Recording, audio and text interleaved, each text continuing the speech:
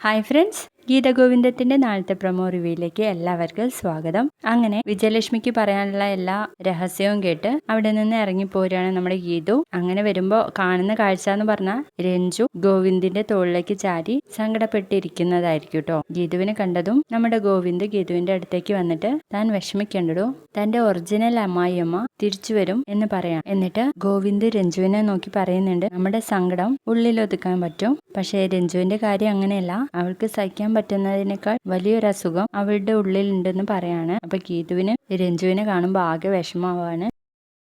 ഗീതുവിനെ കണ്ടതും നമ്മുടെ രഞ്ജു കെട്ടിപ്പിടിച്ച് അങ്ങ് കരയാണ് കേട്ടോ. പിന്നീട് നമ്മുടെ ഗോവിന്ദ് ആണെങ്കിൽ അജാസിനെ വിളിക്കുന്നുണ്ട്. എന്റെ കൺമുന്നിൽ വെച്ചായിരിക്കണം അവരുടെ മുഖം മൂടി അഴിയേണ്ടത്. എന്റെ ഭാര്യ പോലും അതിനു മുൻപ് അവരുടെ തനിനിറം മനസ്സിലാക്കാൻ ഞാൻ ആഗ്രഹിക്കുന്നില്ല. താൻ ഇനി അവരെ കാണാൻ വേണ്ടി നിൽക്കണ്ട. ആ 3 പേരെയും അവിടെ ഇട്ട് താനും അവർണികയും ഇങ്ങ് പെട്ടെന്ന് പോരണം, ഇറ്റ്സ് മൈ ഓർഡർ എന്ന് പറയാണ്. പിന്നീട് കാണിക്കുന്നത് വിജയലക്ഷ്മിയെ ഓപ്പറേഷൻ തിയേറ്ററിലേക്ക് കൊണ്ടുപോകുന്നതാണ്.